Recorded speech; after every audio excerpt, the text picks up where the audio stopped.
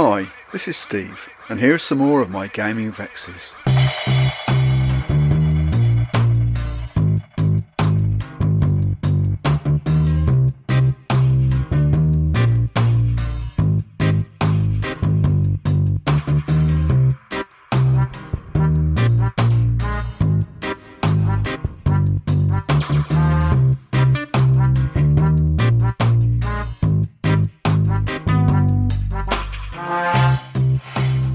Hello, and welcome to another episode of my Gaming Vexes, where we reflect on our ongoing efforts to run or at least play all of the games that sit on my bookshelves. This time we're discussing another in the latest iteration, known as version 5, of the World of Darkness game line, Werewolf the Apocalypse.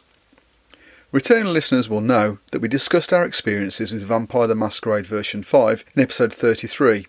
It's fair to say that the game was received very differently by two groups of players. The Mitchell and Webb sketch Are We the Baddies springs to mind. Werewolf the Apocalypse was originally published by White Wolf Publishing in 1991, utilising a storyteller system which had debuted earlier in the year in Vampire the Masquerade. With well over 100 sourcebooks published for the first 4 editions, Werewolf certainly followed the same well-worn path forged by other games in the White Wolf line. Paradox Interactive and Renegade have since taken over the development of the property, and the 5th edition of the tabletop game was released in 2023. The game's reception has been varied over its history. In a 1992 review, Mike Nystall gave it a positive rating, suggesting that it would appeal to fans of Vampire the Masquerade, which was, I suppose, sort of the point. Rick Swan's reviews represented a contrasting view. Initially, he praised the game's emphasis on storytelling over mechanics, but later expressed frustration with its complexity and organisation. There's a general consensus that the 5th edition's mechanics are smoother than previous versions. However, the book's organisation and layout are frequently criticised for being confusing. As in the Boards and Swords review, honestly, I felt like version 5 was probably the worst example of this. The game talks a lot about the Umbra and all of the various spirits as they are the driving forces behind your games. However, the section detailing the Umbra isn't until the very end of the book, in the section for Game Master storytellers to read. Reviewers do acknowledge Renegade Game Studios' efforts to address potentially sensitive content with safety tools and discussions of considerate play. As shown in the RPG Match review, the consideration that Renegade has shown over the mature content of the game, and by providing details over to safety tools, demonstrates a forward-thinking attitude that a lot of other game designers could learn from. Long-time fans have had mixed reactions to the changes in the meta plot and lore. Again, what a surprise. While some appreciate the reimagining approach, others miss elements from previous editions. The combat and rage systems are generally seen as well supported in the new edition, with the ability to have multiple forms and the effects of rage being strong points. So what's the game all about? Werewolf the Apocalypse plunges you into a world teetering on ecological collapse, where you play as a guru, a shape-shifting werewolf, caught in a desperate spiritual war. Torn between your human and wolf natures, you're driven by primal rage and bound to Gaia, the living earth, battling the encroaching worm, primal force of corruption, poisoning the spirit world and the earth, framed as the cosmic triad. Gaia, creation and balance, the wild, chaos and change, and the tragically corrupted worm, entropy and destruction. As members of ancient tribes, diverse lineages with unique ties to the natural world, distinct cultures and spiritual totems, and guided by your auspice, determined by the phase of the moon of your first change, and dictating your role and temperament, you wage a brutal, often losing war against corporate greed, spiritual decay, supernatural threats, and your own inner beast. Intrinsically linked to the Umbra, the spirit world that mirrors and underlies the physical realm, you fight to protect a dying world. A key aspect of your being is the ability to assume 5 distinct forms: Homid, human; Glabro, near-human and battle-ready; Krynos, the fearsome war form; Hispo, wolf-like, agile; and Lupus, an actual wolf. Each offers varying strengths, weaknesses and capabilities crucial for navigating both the human world and the brutal combat against the worm's forces. It's a dark, personal and politically charged game about rage, responsibility and the fight for a dying world caught in a cosmic struggle. A core mechanic is rage, a volatile emotion that fuels their shape-shifting and supernatural abilities, often represented by a pool of rage dice that can lead to powerful but uncontrolled brutal outcomes. However, the constant struggle against an encroaching worm and the weight of their losing battle can lead to Hirano, a state of profound despair and hopelessness, where a guru loses the will to fight. Conversely, the need for drastic action and a disregard for consequences can lead to Haglosk, a state of fanatical devotion to their cause, potentially resulting in ruthless and merciless behaviour. These interconnected mechanics of rage, Harana and Haglos represent the internal and external pressures faced by the Garou in a world teetering on the brink of apocalypse. Well, that certainly sounds like a whole bunch of fun, doesn't it? Before we dive into the episode proper, just want to pick up on a couple of things. First of all, we had some feedback, thanks very much for that, on the sound quality in the last episode. I was trying some new editing software and it didn't quite work as I wanted it to, so I tried something a little bit different this time. So the sound's a little bit better, but I did have some issues with recording in as much as, although I got everyone else's audio, my own audio was lost. So I had to go back and try and remember what I'd said, which frankly at my age that's pretty challenging, and then to go back and re-edit it so hopefully it makes a little bit of sense. But if it's a little bit more stilted than it is usually, which frankly is difficult to conceive of, but if it is, that's the reason. And secondly, I just want to say that we've had another review, this time from Chris of I'm Games. I think you'll enjoy it.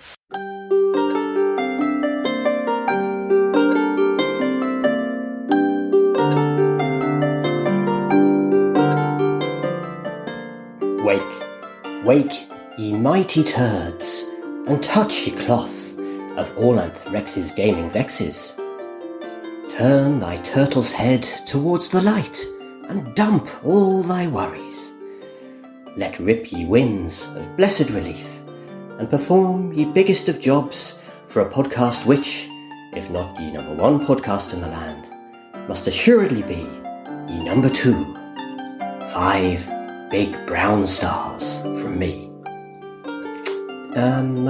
Joe, where's the loo roll gone, love? We were, Joe, could you just pass me the loo roll? I'm a bit of a bother here, right? Yeah.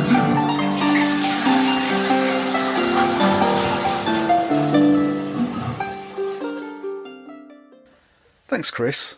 I think we can all agree that was extremely moving. If you've got any feedback of your own you'd like to give us, then please do so. Good or bad, hopefully not indifferent, because that really doesn't help very much. All feedback is gratefully received. Finally, before we dive into the meat of the episode, those of you following me on Blue Sky will know that we've actually launched a Patreon. The podcast will always be free, but if you like what we do here and you'd like to, and most importantly are able to make a contribution, it will be gratefully received. As I say, we've set up a Patreon for those who would like to make a more regular contribution, but if you prefer to make a one-off contribution instead, I've also set up a Ko-fi or Ko-fi. I'm not entirely sure how to say that. You can find the links in the show notes. I'm still thinking about what extra to offer those who support us on Patreon. But one thing that patrons will definitely be able to do is to influence what comes off the shelf next, and therefore what will be on the podcast in future.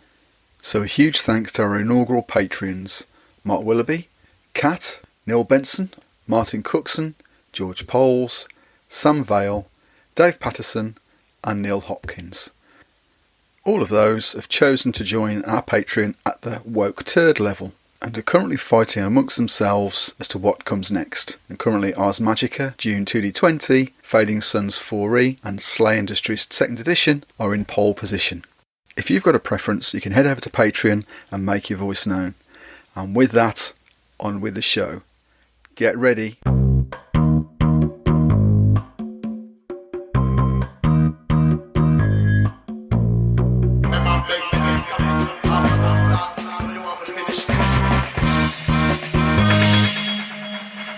Okay, thanks everybody for joining this evening so we can have a bit of a conversation about our experience of playing Werewolf the Apocalypse version 5, not 5th edition. That's a completely different thing. Hi, I'm Kat. I'm at Beer. Yeah, hi, I'm Olga Maximenko. So I'm Kay. Evening, yeah, Ian at Fenris Games on Twitter and pretty much everywhere online. And first of all, just want to get a sense of your previous experience with Werewolf the Apocalypse. So, Kat, I'm looking at you first of all. I don't think I've got the original edition that came out. I think I've got the next one afterwards. And I have played it, but only really as mainly one-shots. And primarily, I'm going to be honest, it never went well. And I don't know whether it's because I had GMs who were deliberately trying to prove that it was a crap game because they didn't like it, or I just had problematic other players. And I never really got into it, particularly as much as Vampire or Wraith. Yeah. And what about you, Kay? not actually with Werewolf itself. I only knew about werewolves from when they appeared in Vampire. So I got this impression that Werewolf was way more brutal and way more badass than Vampire was. Kat mentioned during play that when you're playing in Werewolf, you really hope that you don't want to meet a vampire because they're massively overpowered. And when you play in Vampire, you really hope you don't want to meet a werewolf because they're massively overpowered. And I think that I got completely the wrong impression about what the game was, purely from the fact that A, I'd only ever seen werewolves as characters in the World of Darkness games from a vampire perspective, and B, in that certainly the older rules looked to me like Werewolf was about crusties, whereas Vampire is about goths. Werewolf is 100% about crusties, and so you had to have dreadlocks to play. That was the sort of impression that I got of Werewolf, that it was a bit more sort of crusty and a lot more kind of brutal, and I could have been completely wrong, I don't know. So, yeah, my first experience of playing, other than the Vampire I played with you guys, playing any of the World of Darkness stuff, I still own an earlier version of Werewolf. I don't know which version it is, but it's the one where the cover is torn through. There's like a cut-through cover on it. That was first edition, because I bought that one way back when. And I don't think I ever got past the fact that the cover looked cool, but it just went straight on the shelf. But I have been a werewolf obsessive since about the age of 9, as in werewolves in general. I was very keen to see how it actually plays. Yeah, I thoroughly enjoyed it. But in terms of previous experience, the World of Darkness stuff, no, nothing at all. I've not really played a werewolf-specific game before. I've played where there were werewolves in the World of Darkness setting, when there were characters. So I've done a couple of those, but they were mostly one-shots. So I've always wanted to play a werewolf setting game, just there's never really people to want to do a full-on werewolf. There was always either we are playing all different kinds of supernatural things from the World of Darkness, or you're vampires and you interact with werewolves as NPCs. So I'm similar to Kane, in you don't want a vampire player to find yourself in the same room as a werewolf kind of thing, because you all know they're all nails, and you just so it's interesting to try it. So I think one of the things that made World of Darkness World of Darkness games particularly really popular back when they were first released was they took a lot of existing cultural stereotypes, or at least cultural tropes, and jammed them together and came up with something that people found really engaging. And I think Werewolf the Apocalypse in particular faced a lot of criticism for its representation of indigenous cultures. And I'm thinking particularly around the Wendigo tribe, which was seen as cultural appropriation and had lots of harmful stereotypes in it. And in version 5, Paradox Interactive, they took this on board and they had sensitivity consultations with indigenous communities, and they also revised or retconned offensive elements and tried for a little bit more of a respectful portrayal of spiritual concepts. And in particular, they also did this with the Geta Fenris tribe. So this was originally essentially a Viking, Northern European focused tribe, and tried to move away from some of the more overtly problematic and also insensitive stereotypes and some of those previous representations. I don't know what you guys thought of this. I was aware of the issues with the first couple of editions, as I said, having played a few of the one-shots, and also in World of Darkness, like back in the day when we had forums, if anyone remembers those, it was a big thing, the discussion on some of it. Unfortunately, I think the Geta Fenris had the worst press, because just generally you had a real wave of idiots playing them as neo-Nazis, basically. And that was the biggest problem with them. And it was such a shame, because the idea of the clan wasn't too bad, but they just took it straight into the right wing, which made it very problematic. And I think that with the new World of Darkness under Paradox now, they've done a massive, because they did it with Vampire as well. They turned around the clans that they could, made them more playable.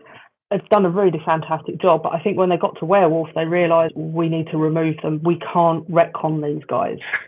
Too much bad blood. And to be fair, back in the day, too many bad splat books as well, where maybe they should have been a bit more careful and they weren't as careful. So I think they've done a really good job of it. I like the fact that the fans they've removed in the whole are a warning now. So I think they've done it very sympathetically. And also I like the fact it's a tone for the game. It sets a tone. It says that is no longer acceptable. That is not where werewolves go, which I quite like. So another thing about the lore is that, as we said, there were a lot of publications for Werewolf over the years, and part of that meant that there was an awful lot of lore to be got into. And I think in the new version 5, they've actually done quite a good job in trying to narrow it down a little bit. So they've not only taken out some of the less palatable aspects of the previous editions, but they've also obviously made some efforts to try and narrow it down in terms of the numbers of tribes in there. So there's still 11 tribes in the core book, which is quite a lot. But I suppose from your perspective, was the lore overwhelming? Was it a barrier to entry? And also, how much did that come through in the game we actually played? For me, yes, to a certain extent it was. But then, like I say, there's a general obsessive over werewolf lore. The broader thing in, for want of a better phrase, real world werewolves, rather than the versions that are in a book. It was just another take on the story for me. So I didn't get too bogged down in the lore. Where Vampire, I felt that was much more all important, that you had to know that lore. And if you didn't, it was like, I've no idea what's going on. It didn't seem to matter quite so much in Werewolf. To me, anyway. Yeah, it seemed to be quite more forgiving in this version, compared to Vampire, for sure. Vampire is all about courts and politics that's happening right now. There's dangers and citywide, and whereas this one is it's quite more clear, the goals that you have to follow, and the rest, if you don't know it, your character might not even know it, and it's fine. You can just get away without knowing it in character. Exactly like Oliver says, yeah. I mean, I played somebody who was using their head for eating, so it was easy for me. I was going to say, it very much depends on the kind of character you play, and this is where I get back to my disappointment of poor decision making in Chargen for my Laurie character, because I thought, like World of Darkness, especially with Vampire, how there was a lot of social combat, and I thought, oh, there's going to be some social combat in this. This is great. We do have social combat rules. I will choose a werewolf who's a bit more of a social werewolf rather than just being a big muscly thing with teeth, which is where Ian's character went, and I guess Olga's character to a certain degree. And that was a massive mistake, I think, for somebody like myself who didn't know too much about the lore and was desperately trying to keep up, but also just in terms of the game mechanics and what's fun to play and what's not fun to play. I think that the character that I came up with was quite well rounded for what she was, but ultimately I wish that I just ignored everything and just gone for somebody who had extra teeth. And that's what I should have done. I just should have gone around biting stuff.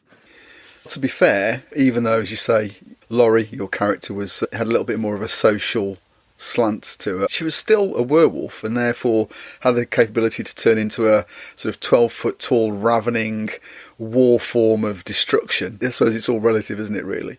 The other thing I wanted to pick up on was, with Werewolf version 5, all the versions of Werewolf, there are a couple of different ways you could play it.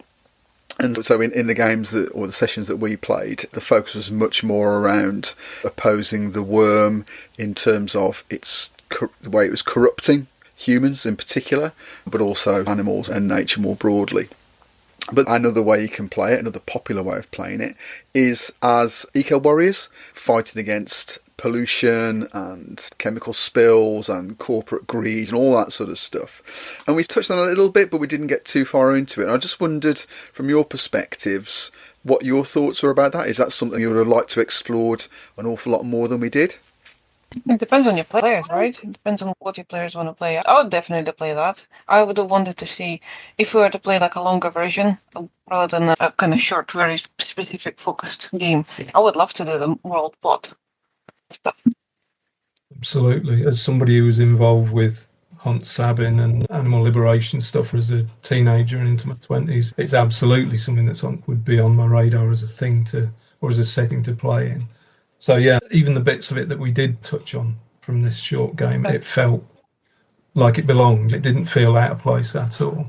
I think we got a definite sense of the worm, one of the sort of central conceits of Werewolf. We got a big sense of that, maybe not necessarily in the strictly ecological sense, because we were very urban in what we were doing, or at least suburban to a certain degree.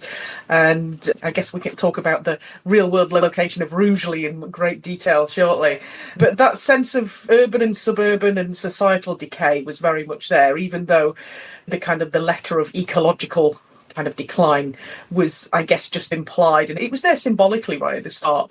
But I think it would be nice to delve into that more if we were doing a longer campaign, to have those extra layers. But I do think it's a layer that you can choose to have in Werewolf, or you can choose to focus on other layers and not necessarily have that one if you don't want it.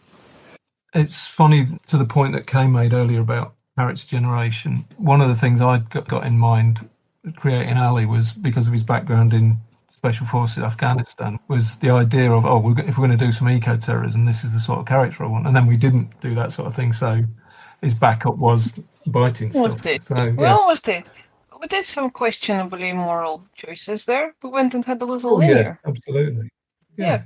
We almost did. There's almost nobody good. Sorry, I do think that there's layers of the eco stuff. The one thing that was so good to see was when we first came across the worm in the suburbs, with this bloke had gone completely mad because of the worm taking over his body.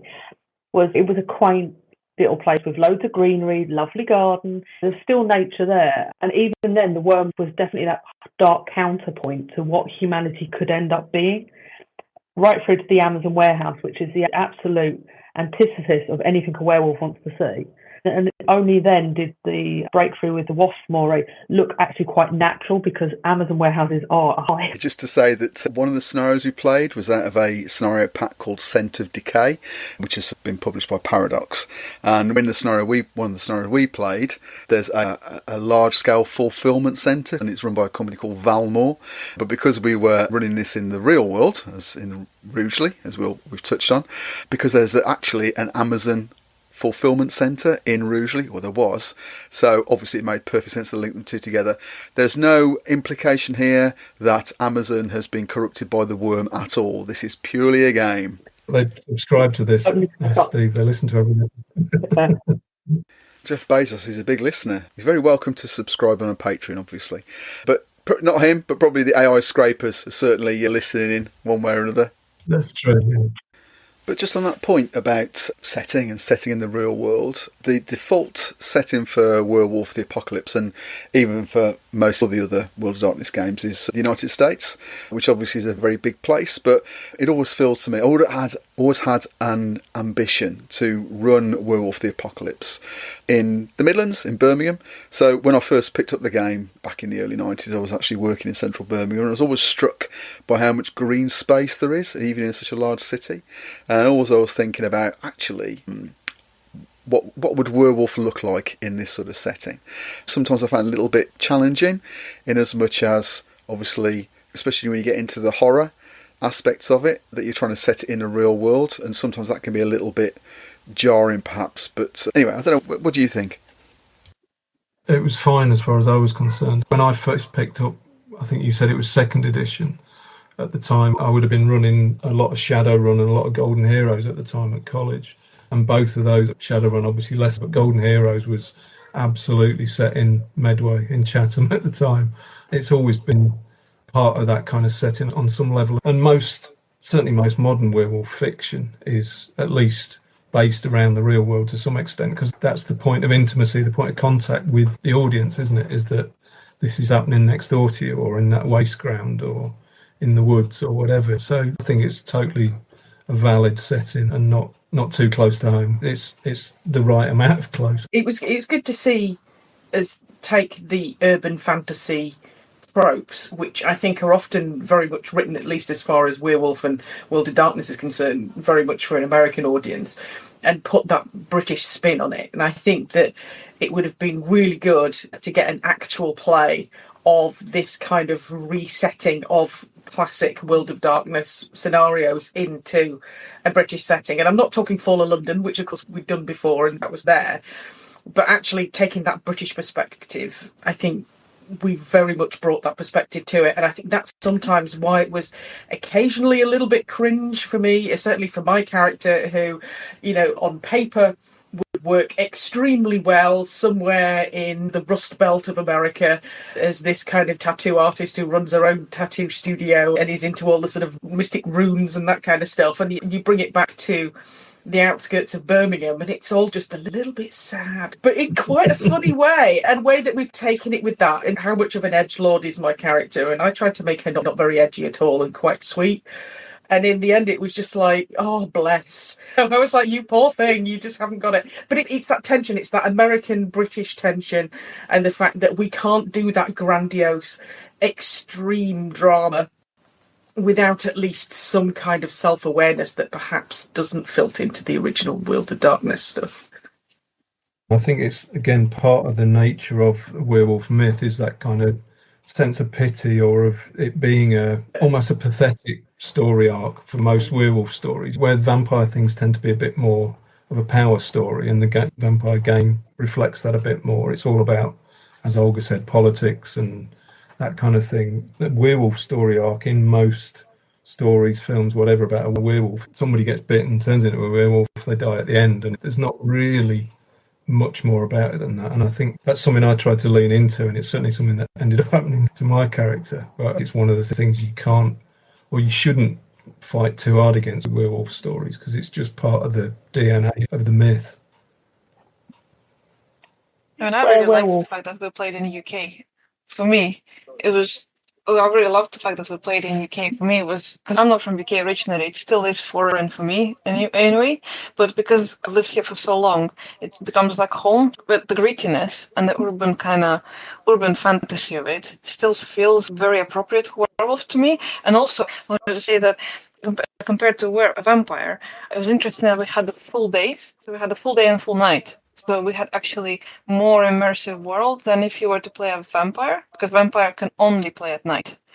So we skipped the whole part of the day. Here, we got to have way more life as characters, because we have more hours in the day to actually be awake and interact with humans much more closely. So that kind of, to me, it added a lot to the immersiveness of it. I think one of the things that I found challenging when I was setting up the game was it's a matter of scale. As I said, obviously it's the default set in the United States, which is massive. And so you can probably there's lots of wide open space where werewolves can go and do their thing and howl at the moon, that sort of thing. So one of the things that werewolves can do is at the first time they see Mother Luna, the moon, every night they can howl. And then that can increase their rage score, and rage is really important to werewolves. When you're setting a game in the Midlands, so like Rugeley, around the Birmingham area, it's comparatively, yes, there's a lot of green space, but it's small, and there's a lot of people around. So it just felt a bit odd to think about, okay, when you're looking at the politics of the Garus, there's all these clans out there. There are tribes and septs, these groups that are put together to look after cairns, so places of power that the Garu derive a lot of their power from. It just felt a bit weird to have lots of werewolves running around. And so in our game, you only really interacted with one other set of werewolves, and that was it was right in the centre of Birmingham. So under one of the hotels there in the real world, there's actually a live spring. So in our world, that became like a subterranean cairn, like a place of power. And it just felt a bit odd to do that. Interestingly, a game like Liminal, which does have obviously werewolves in it, that feels a lot more, probably because it's written from that perspective, but it feels a lot more doable, that you can see how these groups and cultures or different groups are able to fit in the cracks in society. I think werewolves, because they're so big and rage-filled, and if humans see them, they are struck blind with terror because of their interactions with werewolves before. It just felt a bit weird from me, and I don't know what your thoughts were about that. It's like a question of scale. Like Kay said, the difference in scale between the UK and the US as settings is immense. It's on an order of magnitude different. So yeah, you can far more easily fit that kind of story into an American setting, and maybe it would be easier if there was an actual UK setting book that made it more intimate and more personal and small scale and whatever, because any translation from something that's set in the breadth of the West or the Midwest or whatever is going to suffer when you scale it down to the outskirts of Birmingham, or even London is tiny compared with American cities and stuff. Yeah. Unlike Vampire, and traditionally the reason why Vampire was mostly set in America is that if you read the rules for it, in one of the first editions, they gave some bullshit about the size of city that could support a court of vampires. Effectively, only very big cities. And it was to the point that London would struggle. That was the sort of size that they meant, because you needed a big city and a satellite like Boston, or with all its surrounds, to support a whole werewolf. You don't need that. Werewolves are liminal creatures. They are still human, but there is a supernatural side. So setting it in the UK is actually a lot easier, because they would manage to exist on the outskirts. What you can't do is the really big, grandiose battles in the middle of a desert, because we don't have one. You know, what's the most we've got? The Lake Districts. And even then, there's going to be some small group of Boy Scouts over the other side of the lake going, shit. So you can't do that. Somewhere in Scotland. Yeah. Somewhere in Scotland, on an island, maybe. Yeah. I think that's where Pirates! Can we have werewolf pirates on the ship? Everything's better with pirates and or zombies, as we all know. But I'd be surprised if there wasn't a splat book from White Wolf back in the day where you could be werewolf pirates on a ship. They did pretty much everything else, to be honest. As we're talking here, though, another thing occurs to me. So with Vampire the Masquerade, the only way that you can play as a vampire is if your character interacts with a vampire in some way, so they get bitten. So that means you have to, almost by default, another other options with things like the Sabbat and other sort of rogue vampires. But generally, you need to interact with the politics of the world in some way to be part of that. And I know when we played previously, or when I've run games previously for other groups, that's been a barrier, just the amount of lore that you need to know to be able to experience the game.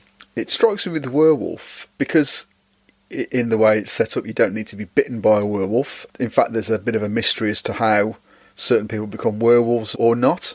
But the first change is triggered by the moon.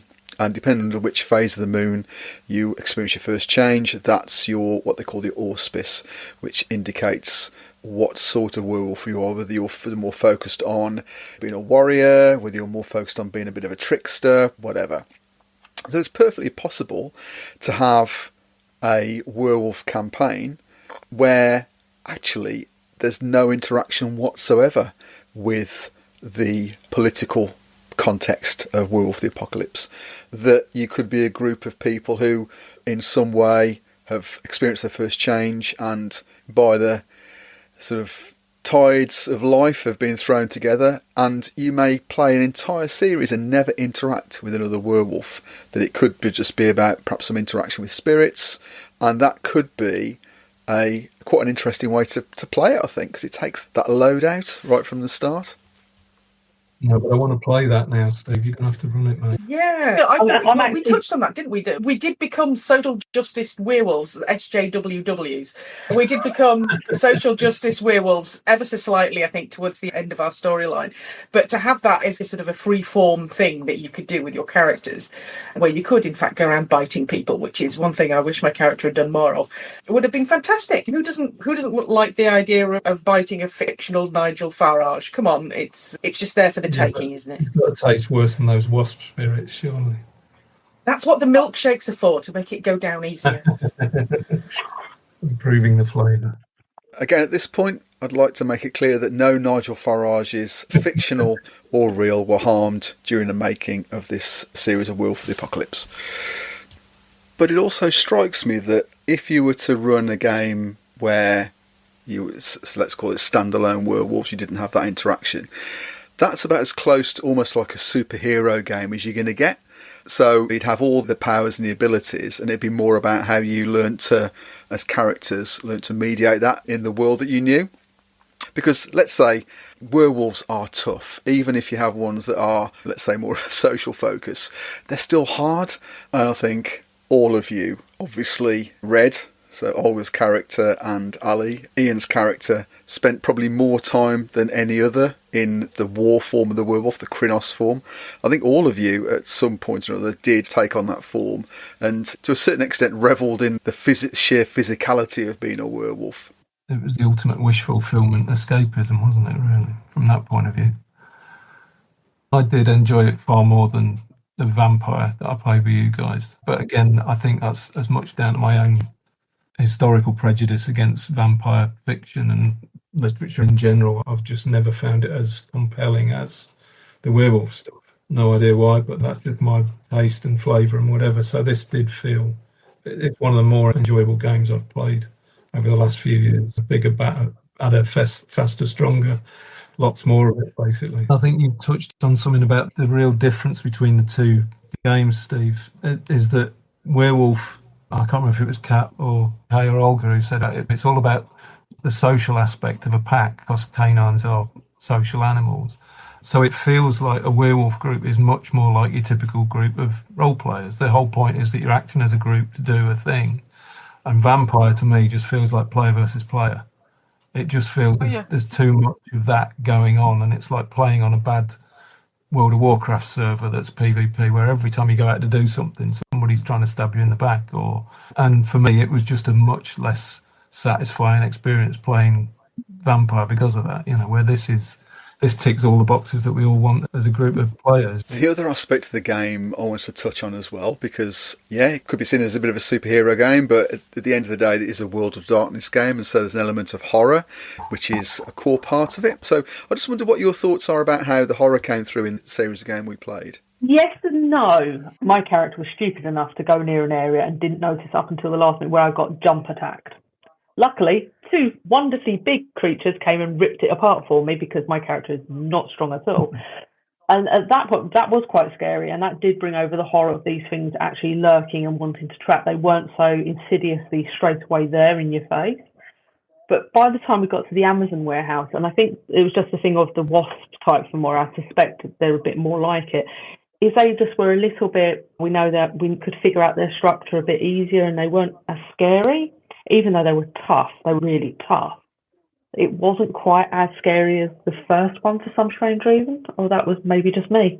I think to me the horror was less the monsters and all the supernatural actual enemies of the werewolves. But there was a moment when we went to do that linear and we ended up killing humans, and then coming back and facing the consequences of that, and seeing how our leader of our pack is disappointed. That was hard. That was hard. We've gone and done what our characters genuinely do and think this is right. This is the hard choice. There are choices and there are hard choices. So we've done the hard choice, and we've done something that's objectively bad. We've killed people, but they're also bad people. And so we've come back and we've faced the consequences. And now we're kind of on that balance between are we good or are we bad guys? So we're doing this for the good reason or for the bad, or is this the right thing or the wrong thing to do? And that's the kind of the overall supernatural, more horror. That felt more real than the monsters. That makes sense. I'll be perfectly honest that I don't think I'm particularly adept at running a horror game. My concern is that when I game with people, I don't want to make them feel uncomfortable. And so is it the fact that to be an effective horror GM, you need to have a comfort level or a level of understand? So things you need to be comfortable with perhaps a little bit more than your players are, and so you can really push that boundary to make them uncomfortable and to experience, not in an unpleasant way, but just so that horror comes to the fore. Not denigrating the whole X card and safety tools and everything else. When you're trying to build this sort of setting and world and whatever, you've only got to compare it with even a 15 certificate film, let alone an 18 certificate modern horror or older horror or whatever. Horror is very difficult to do, especially in terms of consensuality and stuff. It's just, you've got to make sure everybody's on the level same page. And if you've got somebody who's grown up with video nasties and science fiction video cassettes and whatever, naming no names and looking at myself, and across to somebody who's not at all comfortable with that sort of stuff, a GM, you've got to have a level playing field in the middle. And it's, I think, to your point about vampire, I think it's less of an issue with werewolf, because as much as it's about ripping up bad guys and whatever, it's like you've mentioned, almost more of a superhero thing, rather than vampire is much darker and much more horrific, just of its own nature, of the nature of the creatures that you're playing. Yeah, also another thing, with vampire, you're always playing PvP. Even if you're in one coterie, you still will be backstabbing. Whereas in its own nature, werewolf, it's all about cooperation. So even if we were facing baddies who are really powerful, because we're all really, ultimately, really bad, like really big werewolves were really scary and powerful, we can just rip things to shreds. It is harder to threaten that, because one of the ways to make horror scary is to take away the agency and take away the safety. So safe Absolutely. environment, physically safe environment. So say if you're going somewhere and you know you're going to die, you're going to be scared. But we are playing such badass werewolves that it would be hard to threaten that with big monsters. We just have to escalate it, and then it becomes more pulpy. So personal horror is a better way to scare characters like that are all powerful and badass anyway, which is why it worked so well in this one as well. Because you gave us a fantastic, lovely, nice NPC lady who then the threat was that I might not be able to save her, and there's a child. That's horror. That's perfect horror, because you're giving it a nice fluffy NPC we are invested in her life, and then you can take her away. That's scary. They'd also taken the pack away. The end battle, when Red fell, that was already bad enough. Then once obviously Ali made his sacrifice to turn into the horrendous beast that he became, that's half the pack gone. And for werewolves, by that stage, you're so used to relying on the other players or the other characters. That's quite horrific. Because even at the end, I actually genuinely did not think our pack was going to actually succeed. Because by that time, I think there was a mechanics of demoralisation. My character may not have been able to even finish the ritual. It was that quite horrific by that stage. And that's the thing. I think with Werewolf, unlike Vampire, if you lose a country member, because they've probably ripped you off or taken something of yours, you're probably going, good, was it me that did that? No, that's a bit of a shame. But with Werewolf, you're like, not that character, no, anybody else. And as I say, I think maybe that's a learning for me from this, because let's say we're all learning as we do these things, is just that probably I'm not an instinctive horror GM. So for example, things like running Liminal, no problem, because really the horror is not the forefront. Call of Cthulhu, again, it's more, I don't know, it's the wrong term, but it's maybe stylized horror, whereas something that's more visceral, like for example Cult, or maybe how you could do Werewolf and World of Darkness, I'm probably less comfortable with, and that's probably because just my level of tolerance for, I'm pretty squeamish, frankly, that sort of stuff, and I don't like making the people I'm playing with feel a little bit uncomfortable. But yeah, it's interesting. The other thing I wanted to just pick up on was the Umbra. As we know, werewolves are creatures of both physical appearance, so they're physical creatures, but also they are creatures of spirit. And one of the conceits of the game is that werewolves are not really at home in either the real world or the spirit world. And so in the book, the current version 5, there's been quite a lot of change in terms of how the Umbra is perceived. So it used to be that it was a tool that werewolves could use and you could pop in and out of the Umbra. The idea with it now, I think, is more that it's meant to be a place that is becoming less and less accepting for werewolves. And so there's meant to be a level of danger, level of strangeness, and so they've really tried to increase that. And so we had some sessions where we went through to the spirit world, to the Umbra, and I just wondered how that came across. So I really tried to make it as otherworldly as possibly good, but again, just interested to see how that landed and what you thought about it. I think it came through a lot easier in the game than it did in the book, because in the book I was never really sure exactly what was going on, and I found it very difficult to visualise, even with the artwork in the book, and I guess we'll get to that in a bit.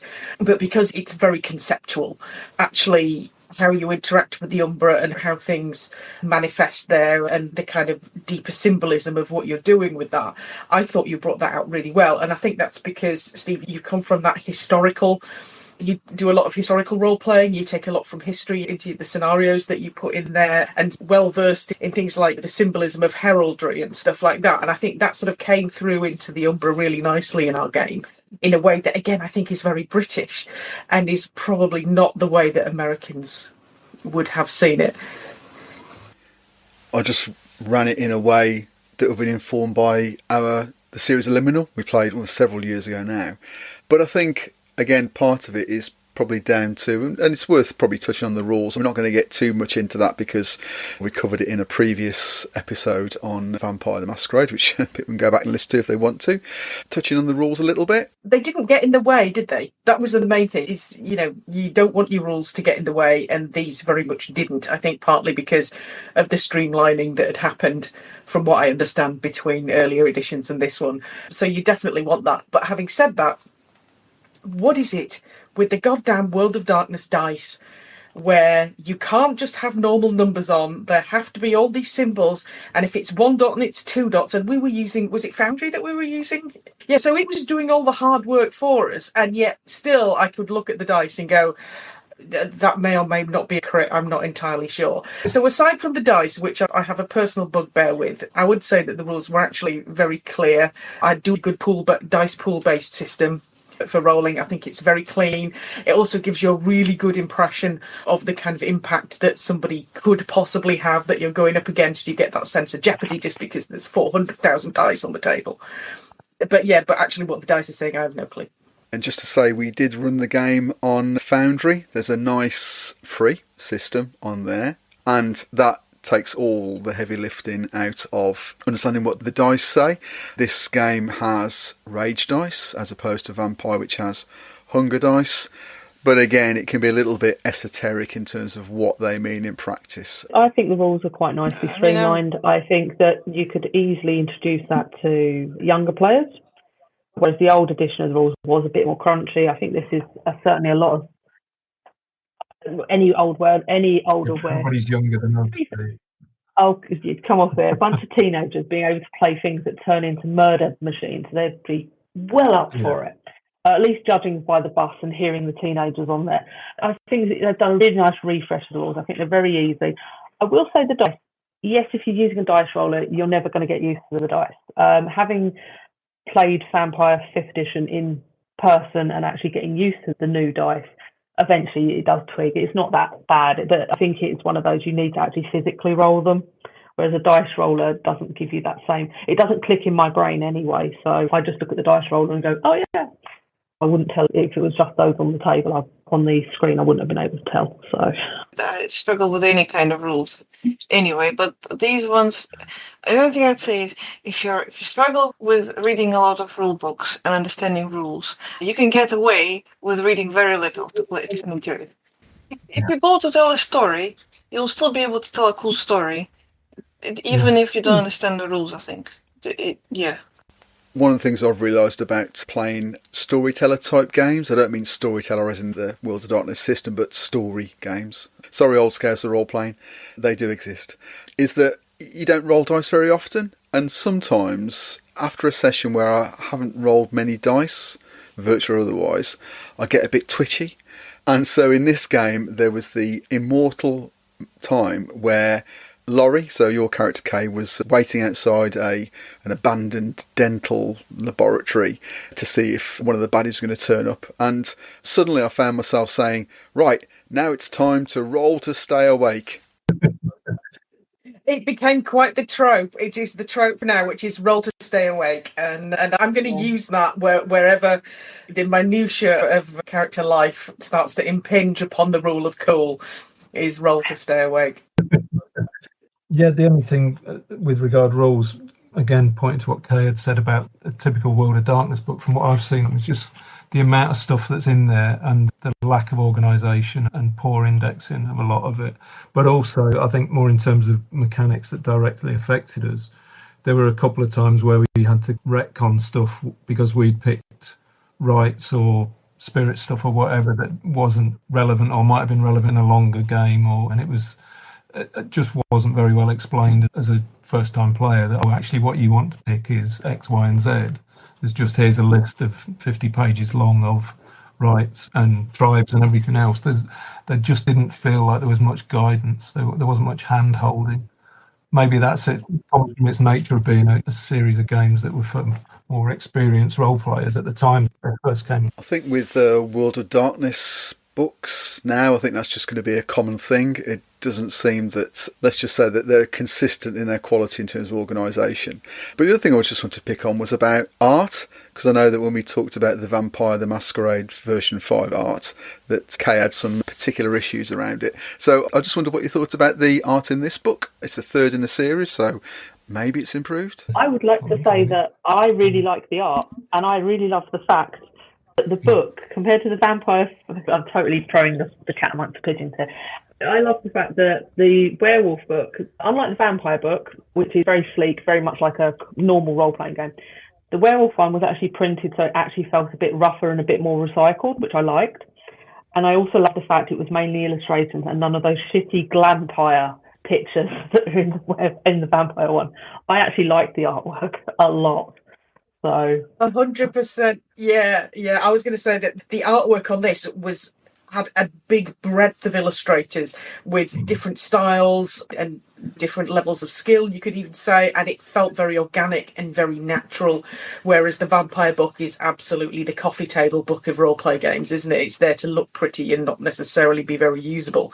The Werewolf book definitely felt better. And even the digital version, I bought it, the physical copy that came with the PDF, and the PDF actually has decent bookmarks, which the original Vampire 5th edition rule PDF did not. The bookmark systems were even better. I'm still not a big fan of exactly how they laid out two columns, but the artwork I think is a million times better, and it felt very genuine. And in this age of all the AI stuff that's going around, it was really nice how real it felt for everything from the print to the paper and what was on it. You want artwork that grabs you as a player, that gives you immediate inspiration to, and that's what happened with me. The plague dog character that's in there in the Ragabash, there was basically a feral looking zombie dog, and it was like, yeah, that's what I'm playing. That's what you want from your artwork, is something that grabs you. Yeah. Again, crusties, there were lots of crusties in it. There were, yeah. Crusties and punks. And again, it's the punks versus goths thing, isn't it? It's or whatever. Good stuff. I'll definitely play this again. If you're running it again, can you please play it again? I want to explore the world more. As far as I'm concerned, there is no higher praise than that for a game that people play it with me in it and then want to play it again. Thanks again. Thank you. Thanks again for playing. Thanks. I can have a shave now. We're not doing werewolves anymore. bye. Thanks, folks. Bye. Thank you for listening to another exploration of my gaming vexes. If you've got any thoughts you'd like to add to what you've heard here, or a gaming vex of your own you'd like to offer up for discussion, you can get in touch with me on Blue Sky via orlanth.bsky.social or via Discord at orlanth.vex. Until next time, may all of your games be free of vexatiousness and be excellent to each other always.